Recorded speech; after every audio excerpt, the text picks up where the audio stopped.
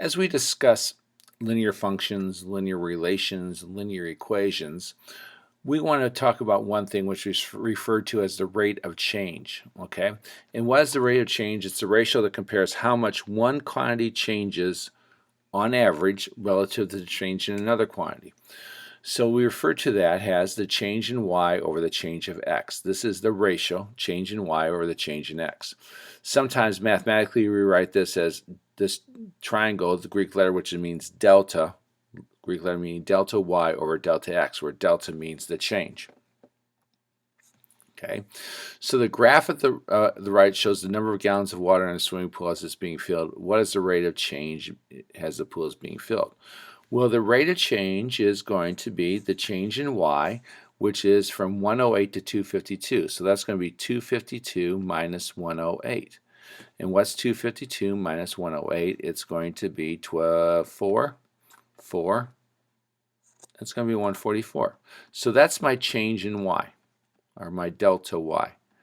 And I want to put that over my delta x. Well, what's my delta x? It's 7 and 3. What's the change from 7 to 3? It is 4. So my delta x is 4. So my rate of change is 144 gallons every 4 minutes. Now this has a common factor, which is going to be 36 over 1. Divide both these by 4. It's going to be a 36 and a 1. So we can also refer to the rate of change as 36 gallons of water every minute. So every minute there's going to be 36 gallons of water put into the pool, I guess in this case. So that's the average rate of change. Okay. In mathematical terms, this rate of change is referred to as slope. And slope, again, is the change in y or the change of x, or delta y over delta x. We find the slope by doing y2 minus y1 over x2 minus x1. Okay? So if I'm given 2 points, then I don't want to use x1 and x2. Let's say I'm given point AB and I've given point CD. Okay?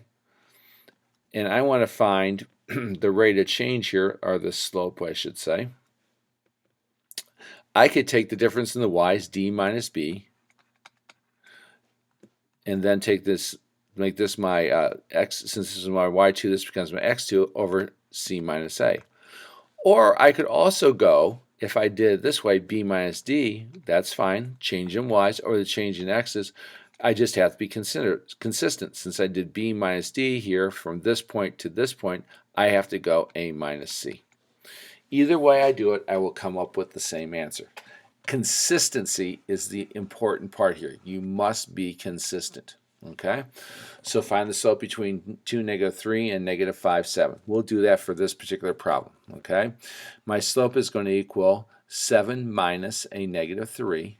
Remember, it's y2 minus y1 over x2 minus x1 over, since I want 7, negative 3, I have to go in negative 5 minus 2. And when I do this, I come up with a 7 minus negative 3 is 7 plus 3, which is 10, over negative 5 minus 2, which is a negative 7, which is equal to a negative 10 over 7, or negative 10 sevenths, I should say. Now we could also do it the other way. So I'm taking the slope, and I'm going to say it's equal to, in this case, if I've got, start here, I'm going to go in negative 3 minus 7, and that's going to be 2 minus a negative 5. Difference in y's, difference in x's. That's going to give me a negative 10 over a positive 7, which is equal to a negative 10 sevenths. So just as long as I'm consistent, I will come up with the correct answer. Okay, I want to find the slope here. In this case, it's going to be, first game, 4 minus 4 over, doesn't really matter, 6 minus 3. My slope is going to be 0 over 3, so my slope in this case is going to be a 0. In this case, let's take this one. It's going to be a 10 minus a negative 2. I'm going to go this direction here the first time. And this is going to be over, since I said 10 minus negative 2, it's going to be a 5 minus a negative 1. What does that become?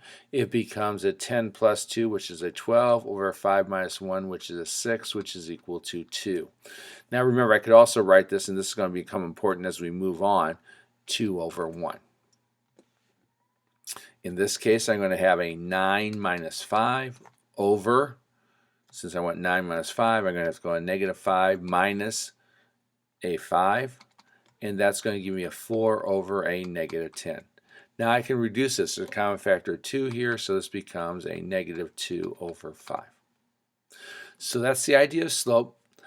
I must again reiterate consistency. Be consistent whenever you do this. Okay? And that way, that's going to help you get the correct answers at all times.